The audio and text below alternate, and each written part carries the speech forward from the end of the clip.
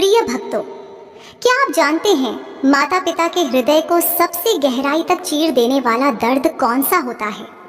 वह पीड़ा किसी बीमारी, गरीबी या अकेलेपन की नहीं, बल्कि उसी औलाद की होती है जो उनके जीवित रहते हुए भी उनसे इतनी दूर चली जाती है कि जैसे जन्म का संबंध केवल शरीर का था, मन का नहीं।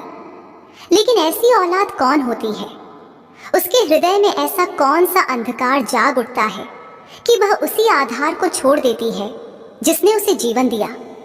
और क्या ऐसी औलाद वास्तव में अपने माता पिता को जीवन भर कष्ट देने के लिए ही जन्म लेती है, या फिर समय ही उसके विवेक को ढक देता है?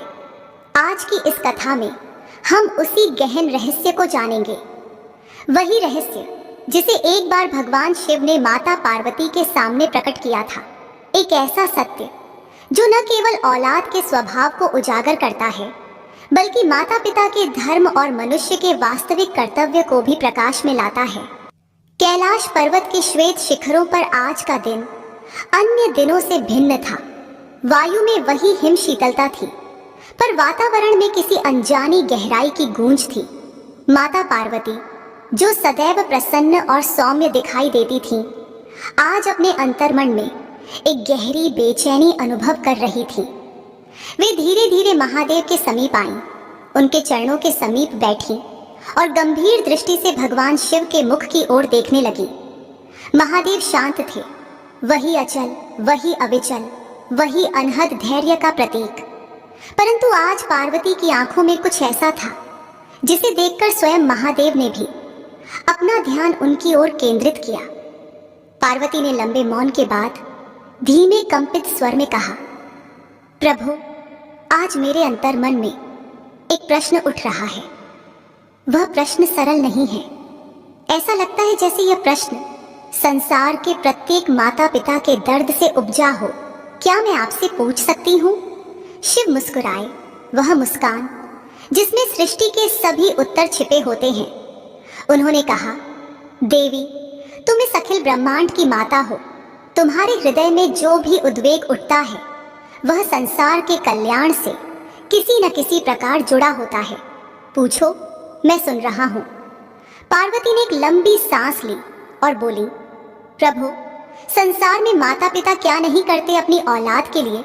जब वह शिशु होती है तब उसकी एक एक सांस पर वे पहरा देते हैं। जब वह छोटी होती है तब उसके हर आंसू को मुस्कान में बदलने के लिए अपने सुख त्याग करते हैं। जब वह बड़ी होती है तब उसके भविष्य के लिए अपने आज को मिटा देते हैं। परंतु प्रभु, कितनी ही बार वही औलाद जिसे वे अपने हृदय की धड़कन समझकर पालते हैं, वही औलाद माता पिता के हृदय को कष्ट देती है। कोई औलाद माता पिता का सम्मान बनती है और कोई उनका जीवन भर का विषाद। प्रभु, कौन सी औलाद माता पिता को जीवन भर कष्ट देती है और क्यों देती है? यह प्रश्न सुनकर कैलाश की वायु भी ठहर गई, मानो प्रकृति स्वयं इस उत्तर को सुनने के लिए ध्यानस्थ हो गई हो। महादेव ने अपनी शांत दृष्टि पार्वती पर डाली, ऐसी दृष्टि जिसमें करुणा, सत्य और अनंत धैर्य तीनों एक साथ झलकते थे। फिर महादेव ने अत्यंत धीमे पर असीम गंभीरता से कहना आरंभ किया, देवी, यह प्रश्न केवल तुम्हारा नहीं है। यह उन असंख्य माता पिता का प्रश्न है जो अपने जीवन का तेज अपनी औलाद में समर्पित कर देते हैं, पर वही औलाद बड़े होकर उसी तेज को पहचानने से इनकार कर देती है। संसार में औलाद 3 प्रकार की होती है, पर उनमें से एक प्रकार ऐसी है जो अपने जन्मदाताओं को जीवन भर कष्ट देती है। आज मैं तुम्हें वही सत्य सुनाऊंगा जिसे सुनकर मनुष्य समझ सकेगा कि किस प्रकार की औलाद से सावधान रहना चाहिए और क्यों उसके कारण माता पिता का हृदय टूट जाता है। शिव ने आकाश की ओर देखा, जैसे वे उस दिव्य ज्ञान को स्मरण कर रहे हों जिसे उन्होंने अनंत युगों में देखा सुना हो।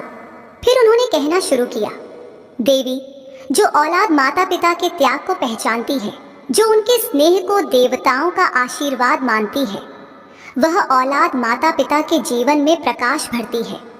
वह चाहे किसी भी भूमि पर रहती हो, हृदय उसके माता पिता के चरणों में ही रहता है। यह औलाद सन्मार्गी होती है, निष्कपट, कृतज्ञ और सौम्य। ऐसी औलाद माता पिता के जीवन में कभी कष्ट नहीं लाती। फिर शिव का स्वर कुछ परिवर्तित हुआ।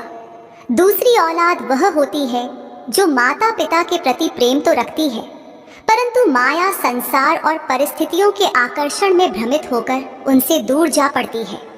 वह कष्ट देने के उद्देश्य से नहीं, बल्कि जीवन के जाल में उलझकर माता पिता को उपेक्षित कर देती है। लेकिन समय, अनुभव और सत्य उसे वापस माता पिता की ओर खींच लाते हैं। ऐसी औलाद भटक सकती है, परंतु भटकाव उसका धर्म नहीं होता, उसका हृदय लौट आता है। अब महादेव की आंखें बंद हो गईं। जिस क्षण उन्होंने पुनः उन्हें खोला, उस क्षण उनकी दृष्टि में एक कठोर अडिग सत्य चमक रहा था। परंतु देवी, तीसरी औलाद, वही है जो माता पिता को जीवन भर कष्ट देती है। वही औलाद माता पिता की आयु का भार बढ़ा देती है। वही औलाद उनके हृदय पर घाव छोड़ जाती है। वही औलाद वह है जिसके कारण माता पिता के जीवन में नीरव आंसू बहते हैं।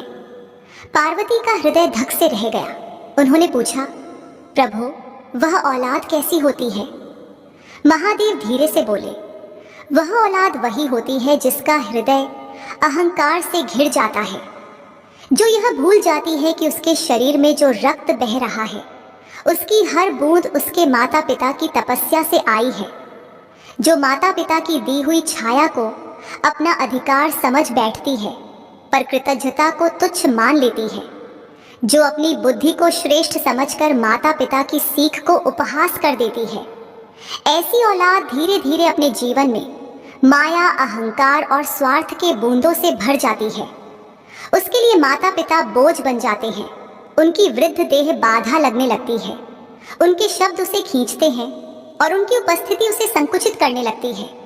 यही औलाद माता पिता के जीवन में वह कष्ट देती है जो हृदय को तोड़ता है, मन को थका देता है और आत्मा को दुख में डाल देता है। शिव के शब्दों ने वातावरण में ऐसी गंभीरता फैला दी कि पार्वती कुछ क्षण तक कुछ कह ही न सकी। बादलों की एक पतली परत सूर्य के प्रकाश को ढक कर गई, जैसे आकाश भी इस सत्य से दुखी हो उठा हो। पार्वती ने कांपते स्वर में पूछा, प्रभु, क्या माता पिता ऐसी औलाद के कारण सदा दुख में ही जीते रहे? क्या उन्हें टूट जाना चाहिए? क्या उनका हृदय कठोर हो जाना चाहिए? महादेव ने उन्हें प्रेम पूर्वक देखा। देवी, मनुष्य अपने कर्मों से बांधता है, पर माता पिता अपने प्रेम से बौंधते हैं। अब मैं तुम्हें वह शिक्षा दूंगा जिसे जानकर हर माता पिता अपने दुख से ऊपर उठ सकता है, चाहे उनकी औलाद उन्हें कष्ट दे या त्याग दे। पार्वती महादेव के सामने मौन बैठी थी, पर उनके मौन में प्रश्नों का अथाह समुद्र उमड़ रहा था। कैलाश पर बहने वाली शीतल हवा उनके प्रश्न को और भी तीक्ष्ण बना रही थी। हिमालय के शिखरों पर छाई धुंध ऐसे घुमड़ रही थी मानो प्रकृति भी माता पार्वती के साथ इस रहस्य को जानने के लिए आतुर हो। पार्वती ने धीरे से महादेव के चरणों को स्पर्श किया और अत्यंत विनम्र स्वर में कहा, प्रभु, आपने कहा कि अहंकारी औलाद माता पिता को जीवन भर कष्ट देती है, परंतु मुझे यह जानना है कि इस अहंकार का उदय कैसे होता है। क्या ऐसी औलाद जन्म से ही कठोर होती है या संसार ही उसके मन को विकृत कर देता है? और प्रभु, यदि माता पिता ऐसे दुख से घिर जाएं, तो उन्हें उस दुख से निकलने का मार्ग क्या अपनाना चाहिए? महादेव ने पार्वती की ओर एक गहरी दृष्टि डाली, जिसमें करुणा का समुद्र और सत्य का सौम्य प्रकाश दोनों समाये थे। वे बोले, देवी, कोई औलाद जन्म से दूषित नहीं होती, आत्मा निर्मल आती है। अहंकार, माया और मोह तो संसार की धूल है जो धीरे धीरे मन पर जमने लगती है। जैसे एक निर्मल जलधारा पर गिरी मिट्टी उसे गंदला कर देती है, वैसे ही औलाद के मन पर पड़ने वाले संग, स्वार्थ, प्रशंसा और महत्वाकांक्षा धैर्य, विनम्रता और कृतज्ञता को ढंक देते हैं। माता पिता जो त्याग कर देते हैं, वह त्याग औलाद को तब तक स्मरण रहता है जब तक उसका मन शुद्ध रहता है, परंतु जब मन माया के जाल में फंसता है, जब संसार उसकी बुद्धि को भ्रमित करता है, जब उसके हृदय में मैं की भावना बढ़ती है, तब वह अपने मूल को भूलने लगता है। शिव आगे कहने लगे, देवी, माता पिता अपने बच्चों को पालते समय संपूर्ण प्रेम देते हैं। इस प्रेम में कोई भेदभाव नहीं होता, न भविष्य की शर्त होती है और न वापसी की आशा। उनका प्रेम नदी के प्रवाह जैसा होता है, निरंतर और पूर्ण। परंतु यही प्रेम जब औलाद को सहज रूप से मिलता है, तो वह उसे अपना अधिकार समझने लगती है। अधिकार की भावना धीरे धीरे कृतज्ञता को मिटा देती है। कृतज्ञता मिटे तो विनम्रता समाप्त हो जाती है, और जहाँ विनम्रता समाप्त हो जाए, वहाँ अहंकार आकर बैठ जाता है। यही अहंकार संतति को सत्य के मार्ग से दूर कर देता है। माता पिता के त्याग को वह परिश्रम नहीं, उसके जीवन का अनिवार्य कर्तव्य मानने लगती है। इसी मनोभाव से एक दिन वह उस स्थान पर पहुंच जाती है जहां उसे माता पिता की उपस्थिति बाधा लगने लगती है। यही वह क्षण होता है जब औलाद माता पिता को कष्ट देने वाली राह पर चल पड़ती है। पार्वती ने दुख मिश्रित आश्चर्य से पूछा, प्रभु, क्या ऐसी औलाद कभी लौटती नहीं? शिव मुस्कुराए, वह मुस्कान जिसमें अनंत रहस्य छिपे थे। देवी, संसार में कोई भ्रम स्थायी नहीं होता। अहंकार कितना ही ऊंचा क्यों न उठ जाए, समय की चोटें उसे झुकाना जानती हैं। ऐसी औलाद जीवन भर कष्ट दे सकती है, माता पिता को आंसुओं में डुबो सकती है, लेकिन समय के किसी मोड़ पर जब उसका अभिमान टूटता है, जब उसका मन अपने ही कर्मों के फल से घायल होता है, तब उसे अपने माता पिता का स्नेह याद आता है। तब वह अपने भीतर छिपे उस प्रेम की पुकार सुनती है जिसे उसने अहंकार के शोर में दबा दिया था। लेकिन देवी, आवश्यक यह है कि उस समय माता पिता का हृदय कैसा हो, कठोर या करुणामय। पार्वती ने आंखें झुका ली। उनके मन में असंख्य माता पिता का दुख घूम रहा था। उन्होंने पूछा, प्रभु, जब ऐसी औलाद माता पिता का हृदय तोड़ देती है, उन्हें उपेक्षा देती है, उनसे दूरी बनाती है, क्या माता पिता को उसे क्षमा कर देना चाहिए? क्या उन्हें उस औलाद की प्रतीक्षा करनी चाहिए जिसने उन्हें भूलकर अपने जीवन का मार्ग चुन लिया? महादेव का चेहरा गंभीर हो गया। उन्होंने कहा, देवी, माता पिता का प्रेम ईश्वर की कृपा का रूप है। इस प्रेम में कठोरता का कोई स्थान नहीं। लेकिन प्रेम का अर्थ यह भी नहीं कि माता पिता अपने सुख, अपने शांत जीवन और अपने हृदय की स्थिरता को औलाद के स्वभाव के सहारे झुलाते रहें। माता पिता का धर्म पालन है, परंतु उनका धर्म स्वयं को दुख के गर्त में धकेल देना नहीं है। जब औलाद माता पिता को कष्ट देने लगे, जब उसका अहंकार उनके हृदय को क्षत विक्षत कर दे, तब माता पिता को 3 बातें समझ लेनी चाहिए। पहला, उन्हें अपने कर्तव्य निभाने चाहिए, पर फल की इच्छा नहीं रखनी चाहिए। कर्तव्य का मूल्य प्रेम है, पुरस्कार नहीं। यदि औलाद उनके प्रेम को ठुकराती है, तो इसका अर्थ उनका प्रेम व्यर्थ नहीं, उस औलाद का विवेक मंद है। दूसरा, माता पिता को अपनी शांति औलाद के आचरण पर निर्भर नहीं करनी चाहिए। मनुष्य की शांति उसके हृदय और ईश्वर में आस्था से उत्पन्न होती है, न कि संसार के व्यवहार से। यदि माता पिता अपनी संपूर्ण प्रसन्नता औलाद के स्वभाव पर टिका देंगे, तो उनके जीवन का आधार हमेशा डगमगाता रहेगा। उन्हें अपने मन को स्थिर करने के लिए ईश्वर का स्मरण करना चाहिए। तीसरा, माता पिता को क्षमा का दीप जलाए रखना चाहिए। क्षमा का अर्थ यह नहीं कि वे अपमान स्वीकार करें। क्षमा का अर्थ है अपने हृदय को शत्रुता से मुक्त रखना, क्योंकि जब भटकी हुई औलाद लौटने के योग्य बनेगी, तो माता पिता की करुणा ही उसका मार्ग बनेगी। यदि माता पिता का हृदय भी कठोर हो जाए, तो फिर वह औलाद कभी सत्य के मार्ग पर नहीं लौट पाएगी। इसलिए माता पिता को प्रतीक्षा करनी चाहिए, लेकिन प्रतीक्षा पीड़ा के साथ नहीं, बल्कि समता के साथ। प्रतीक्षा निर्भरता के साथ नहीं, बल्कि करुणा के साथ। प्रतीक्षा टूटन के साथ नहीं, बल्कि धैर्य के साथ। पार्वती यह सब सुनकर गहरी सांस लेने लगी, जैसे किसी गूढ़ सत्य का भार उनके हृदय पर उतर आया हो। उन्होंने धीमे से पूछा, प्रभु, तो क्या इसका अर्थ ये है कि माता पिता को औलाद चाहे जैसा भी व्यवहार करे, उनसे प्रेम करना ही चाहिए। महादेव ने गंभीर होकर कहा, प्रेम करना चाहिए, परंतु स्वयं को भूलकर नहीं। माता पिता का प्रेम निष्काम होता है, लेकिन निष्काम होने का अर्थ यह नहीं कि वे अपने अस्तित्व को औलाद के अधीन कर दें। उन्हें प्रेम करना चाहिए, पर अपने मन की शांति बचाकर।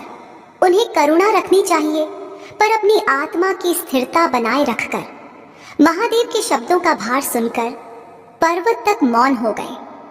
कैलाश का वातावरण गूंजता हुआ प्रतीत हुआ, मानो सत्य स्वयं शिव की वाणी बनकर उतर आया हो। पार्वती ने महादेव के समीप और झुकते हुए कहा, प्रभु, आपने औलाद के 3 रूप बताए, सन्मार्गी, भ्रमित और अहंकारी।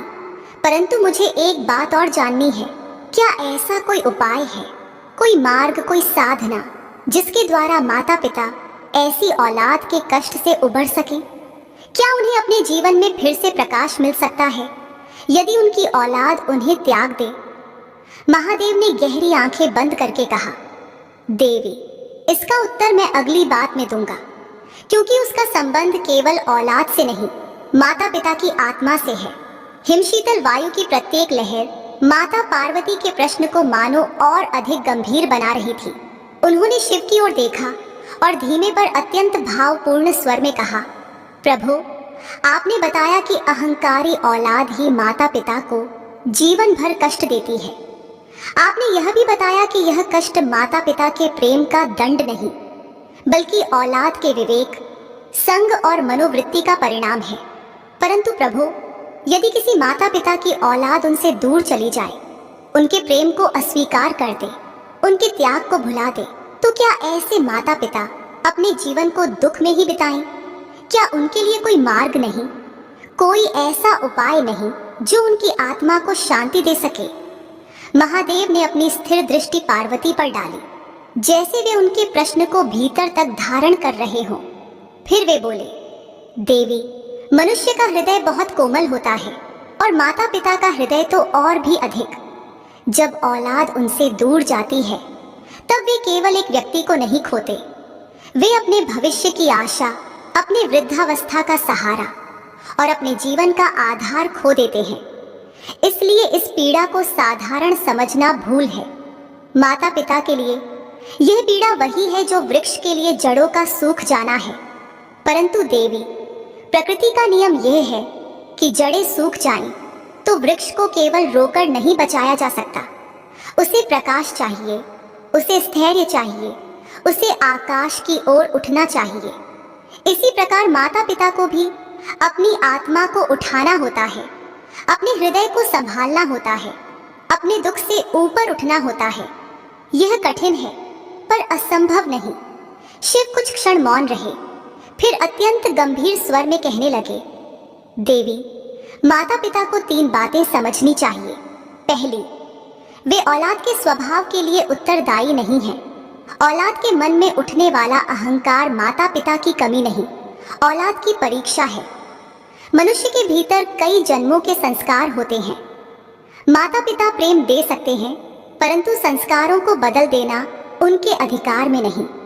इसलिए यदि औलाद कष्ट दे तो माता पिता को स्वयं को दोष देकर अपने हृदय को नष्ट नहीं करना चाहिए। दोष उनके भीतर नहीं, समय, संस्कार या औलाद की मनोवृत्ति में छिपा होता है। पार्वती ने ध्यान से सुना और पूछा, प्रभु, दूसरी बात? शिव बोले, दूसरी बात यह कि माता पिता को अपनी शांति को औलाद के व्यवहार पर निर्भर नहीं रखना चाहिए। यदि मनुष्य अपने सुख का आधार किसी दूसरे के व्यवहार में खोजेगा तो वह अनिवार्य रूप से दुख पाएगा। औलाद से प्रेम होना स्वाभाविक है, परंतु औलाद को अपना जीवन स्तंभ बना लेना उचित नहीं। मनुष्य का पहला आधार ईश्वर होना चाहिए, दूसरा अपना धर्म और तीसरा अपना कर्तव्य। जो माता पिता इन 3 आधारों पर जीवन को टिकाते हैं, वे औलाद के स्वभाव से डगमगाते नहीं, बल्कि स्थिर रहते हैं। जैसे पर्वत परतों में खड़ा रहता है, चाहे ऊपर से बादल गरजे या पवन वेग से बहे, वैसे ही माता पिता को अपनी आत्मा को स्थिर बनाना चाहिए। पार्वती ने अपने नेत्र बंद कर लिए, मानो वे इस सत्य को अपने भीतर उतार रही हों। कुछ क्षणों बाद वे बोली, और तीसरी बात प्रभु? महादेव का स्वर अब अत्यंत कोमल हो गया, जैसे वे सृष्टि के सबसे गहरे रहस्य को उजागर करने वाले हों। देवी, तीसरी बात यह है कि माता पिता को क्षमा का दीप सदा जलाए रखना चाहिए। क्षमा वह शक्ति है जो दोनों पक्षों के पाप, दुख और भ्रम को धो देती है। क्षमा दिल को हल्का करती है। क्षमा वह ताला है जो बंद होते हुए भी किसी दिन फिर से खुलने का मार्ग बनाता है। जब औलाद अपने अहंकार के कारण दूर जाती है तो समय उसे उसके ही कर्मों का दर्पण दिखाता है। तब वही औलाद जिसका हृदय अहंकार से भरा था, पश्चाताप की अग्नि में पिघलने लगता है। उस समय यदि माता पिता का हृदय भी कठोर हो जाए तो औलाद के लौटने का मार्ग सदा के लिए बंद हो जाता है। परंतु यदि माता पिता क्षमा का दीप जलाए रखें तो भटकी हुई औलाद को घर लौटने में देर भले लगे पर मार्ग कभी खोता नहीं। पार्वती का हृदय इस सत्य से गहराई से द्रवित हुआ। उन्होंने शिव से पूछा, प्रभु, क्या ऐसी औलाद सचमुच लौटती है? महादेव ने उत्तर दिया, हाँ देवी, लौटती है, पर लौटने का समय भिन्न भिन्न होता है। कोई औलाद अपने प्रथम भूल पर लौट आती है, कोई अपनी मध्य आयु की पीड़ाओं से टकराकर लौटती है और कोई वृद्धावस्था में जीवन के अंतिम अध्याय में लौट आती है। परंतु देवी, लौटती सब हैं, क्योंकि माता पिता का स्नेह संसार का वह पहला प्रकाश है जिसे मनुष्य अंत तक भुला नहीं सकता। देवताओं से लेकर मनुष्यों तक हर जीव अपने मूल की ओर वापसी चाहता है। औलाद जब संसार के दुखों से थक जाती है, जब उसे सत्य का ज्ञान होता है, तब वह वही गोद ढूंढती है जिसे उसने भूलने का मूर्ख साहस किया था। पार्वती की आंखों में एक नई चमक आई, करुणा की। वे बोली, प्रभु, यदि ऐसा है तो माता पिता को दुख में टूटने की आवश्यकता नहीं, उन्हें धैर्य रखना चाहिए। शिव ने कहा, हाँ देवी, माता पिता का सबसे बड़ा बल धैर्य है। जो माता पिता धैर्य रखकर, करुणा रखकर, अपने भीतर शांति रखकर जीते हैं, वे औलाद के कष्ट को भी साध लेते हैं और स्वयं को भी संभाल लेते हैं। जीवन का अर्थ औलाद में खो जाना नहीं, बल्कि अपने धर्म और अपनी आत्मा को शुद्ध रखना है। जो माता पिता धर्म को संभाल लेते हैं, उनके भीतर ईश्वर अपना प्रकाश भर देता है और तब औलाद चाहे जैसी भी हो, माता पिता कभी अकेले नहीं रहते। पार्वती का चेहरा शांत हो गया। वे पहले से कहीं अधिक गंभीर पर कहीं अधिक हल्की महसूस कर रही थी। महादेव ने अंत में कहा, देवी, अब मैं तुम्हें एक अंतिम शिक्षा दूंगा जिसके बिना यह ज्ञान अधूरा रहेगा। कैलाश पर्वत की शांति पर एक नई गंभीरता उतर आई थी, जैसे स्वयं ब्रह्मांड महादेव के अंतिम उपदेश को सुनने के लिए स्थिर हो गया हो। माता पार्वती महादेव के सम्मुख बैठी थी। उनके नेत्र श्रद्धा से भरे हुए और उनका हृदय उस सत्य को ग्रहण करने को तैयार था जो अनगिनत युगों से मानव जीवन का आधार रहा है। शिव ने अत्यंत सौम्य स्वर में कहना आरंभ किया, देवी, इस समस्त चर्चा का सार एक ही है। औलाद का स्वभाव माता पिता के भाग्य को नहीं बांधता। माता पिता का धर्म उनके जीवन को बांधता है। संसार में सब कुछ बदलता है, ऋतु, समय, मन, संबंध, परिस्थिति, परंतु धर्म कभी नहीं बदलता। माता पिता का धर्म है प्रेम, संयम, क्षमा और धैर्य, और औलाद का धर्म है सम्मान, कृतज्ञता और करुणा। जब औलाद अपने धर्म से हटती है तब माता पिता का हृदय दुखता है, पर जब माता पिता अपने धर्म से हटते हैं तब उनका जीवन दुख में डूब जाता है। इसलिए देवी, माता पिता को औलाद के स्वभाव से अधिक अपने धर्म को संभालना चाहिए। माता पार्वती धीरे धीरे सुन रही थी। उनके नेत्र नम थे। शिव की वाणी जैसे किसी गहरे महासागर की लहरों की भांति उनके भीतर उतर रही थी। शिव आगे बोले, देवी, मनुष्य जब अपनी औलाद में अपना संपूर्ण सुख ढूंढने लगता है तब वह भूल जाता है कि सुख भीतर से आता है, बाहर से नहीं। औलाद का जन्म माता पिता के प्रेम का परिणाम है, पर माता पिता का जीवन औलाद पर निर्भर नहीं होना चाहिए। जब मनुष्य अपने जीवन का आधार ईश्वर को बनाता है, तब कोई भी संबंध उसे तोड़ नहीं सकता। औलाद चाहे जितनी दूर चली जाए, माता पिता की आत्मा तब भी स्थिर रहती है। परंतु जब मनुष्य अपने मन का आधार औलाद के स्वभाव पर बना लेता है, तब वह औलाद के एक एक व्यवहार से कांपता है, दुखता है, जलता है और टूटता है। इसका अर्थ यह नहीं कि माता पिता को औलाद से प्रेम नहीं करना चाहिए। इसका अर्थ यह है कि प्रेम होना चाहिए पर निर्भरता नहीं, करुणा होनी चाहिए पर आत्मविस्मृति नहीं, स्नेह होना चाहिए पर आत्मसम्मान का क्षय नहीं। पार्वती ने धीरे से पूछा, प्रभु, पर यदि माता पिता अपना धर्म निभाएं और औलाद फिर भी उन्हें कष्ट दे, तो क्या माता पिता उस पीड़ा से कभी मुक्त हो सकते हैं? महादेव ने उत्तर दिया, हाँ देवी, मुक्त हो सकते हैं, जब वे उस पीड़ा को औलाद का दोष नहीं, कर्म का फल समझते हैं।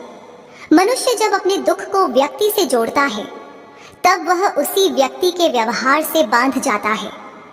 लेकिन जब वह अपने दुख को कर्म और समय से जोड़ता है, तब वह व्यक्ति से नहीं, ईश्वर से जुड़ता है। और ईश्वर से जुड़कर मनुष्य कभी अकेला नहीं रहता। शिव का स्वर गहन हो गया। दुख में जन्म लेने वाली करुणा ही मनुष्य को महान बनाती है। माता पिता यदि उस करुणा को अपना ले, तो उनकी आत्मा इतनी विशाल हो जाती है कि औलाद का कोई भी व्यवहार उन्हें विचलित नहीं कर सकता। वे देख लेते हैं कि औलाद का स्वभाव उसका अपना मार्ग है और माता पिता का स्वभाव उनका अपना धर्म। पार्वती ने धीरे धीरे सिर झुकाया, जैसे वे इस सत्य को अपने भीतर स्थापित कर रही हों। शिव आगे बोले, देवी, अनेक माँ बाप ऐसी औलाद से पीड़ा पाते हैं जो अहंकार में, अभिमान में या भ्रम में जीती है। परंतु माता पिता को यह समझ लेना चाहिए कि प्रत्येक औलाद को जीवन में किसी न किसी मोड़ पर अपने ही कर्मों का फल अवश्य मिलता है। जब यह समय आता है, तब वही औलाद जिसे माता पिता की उपस्थिति में बाधा दिखती थी, वही औलाद माता पिता की छाया को ढूंढती है। वही औलाद जो समय को खो देती थी, वही औलाद समय को पकड़ने का प्रयास करती है। और ऐसे क्षण में यदि माता पिता करुणा से भरे हों, तो वे अपनी औलाद को वापस पा लेते हैं। पर यदि उनके हृदय में कठोरता हो, तो औलाद भटकती ही रह जाती है। पार्वती का मन अब अत्यंत शांत था, मानो सत्य ने उन्हें स्पर्श कर लिया हो। उन्होंने महादेव से पूछा, प्रभु, तो क्या इसका अर्थ यह है कि माता पिता को हमेशा क्षमा करते रहना चाहिए, चाहे औलाद उन्हें कितना ही कष्ट दे? शिव ने उत्तर दिया, देवी, क्षमा करना चाहिए, पर मोह में डूबकर नहीं। क्षमा आत्मा का गुण है, मोह मन का दोष। यदि माता पिता क्षमा करें लेकिन मोह छोड़ दें, तो उनका हृदय हल्का हो जाता है।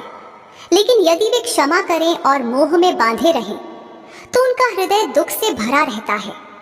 इसलिए प्रेम रखो पर मोह मत रखो, क्षमा रखो पर आत्मा का संतुलन मत खो, स्नेह रखो पर अपने जीवन को औलाद के स्वभाव में मत बांधो। यही माता पिता के लिए मुक्त होने का मार्ग है। कैलाश की वायु अब धीरे धीरे बहने लगी, जैसे महादेव की वाणी से संपूर्ण संसार का बोझ हल्का हो गया हो। पार्वती ने महादेव के चरण स्पर्श किए और अत्यंत विनम्रता से बोली, प्रभु, आज आपने वह सत्य बताया है जो 1000 जन्मों का ज्ञान देता है। अब मुझे समझ आया कि कौन सी औलाद माता पिता को जीवन भर कष्ट देती है, और यह भी कि माता पिता को उस कष्ट में कैसे स्थिर रहना चाहिए। शिव ने अपनी शांत मुस्कान से उन्हें आशीष दिया और बोले, देवी, संसार के प्रत्येक माता पिता को यह ज्ञान देना तुम्हारा श्रेय है। तुमने पूछा, इसलिए सत्य प्रकट हुआ। जो सत्य मनुष्य को उसके दुख से ऊपर उठा दे, वही ज्ञान कहलाता है। कैलाश पर उस क्षण एक अद्भुत शांति उतर आई। बादलों ने चंद्रमा को स्पर्श किया और हिमालय की चोटियों पर एक स्वर्ण सी आभा फैल गई। महादेव के अंतिम शब्द उस आभा में गूंजते रहे। अहंकारी औलाद कष्ट देती है, भ्रमित औलाद लौट आती है और सन्मार्गी औलाद माता पिता का गौरव बनती है। लेकिन माता पिता की आत्मा धर्म, धैर्य और करुणा से ही प्रकाशित होती है। प्रिय भक्तों, आज महादेव ने जिस सत्य को उजागर किया वह केवल एक कथा नहीं बल्कि जीवन का दर्पण है। औलाद कैसी भी हो, उसका मार्ग कैसा भी हो, माता पिता का धर्म सदा वही रहता है, प्रेम, धैर्य और करुणा। और मनुष्य की शांति ईश्वर की शरण में ही मिलती है, न कि संसार के व्यवहार में। यदि इस कथा ने आपके हृदय को स्पर्श किया हो, आपकी आंखें नम कर दी हो या आपको अपने माता पिता के त्याग की याद दिलाई हो, तो इस आशीर्वाद को आगे बढ़ाइए। वीडियो को लाइक कीजिए, अपने प्रियजनों तक शेयर कीजिए और कमेंट में हर हर महादेव लिखकर अपनी श्रद्धा व्यक्त कीजिए। हम फिर मिलेंगे एक और नई ज्ञानवर्धक, हृदय स्पर्शी शिव कथा के साथ। तब तक जुड़े रहिए हमारे चैनल के साथ। महादेव की कृपा और माता पार्वती का आशीर्वाद आपके परिवार पर सदा बना रहे। हर हर महादेव।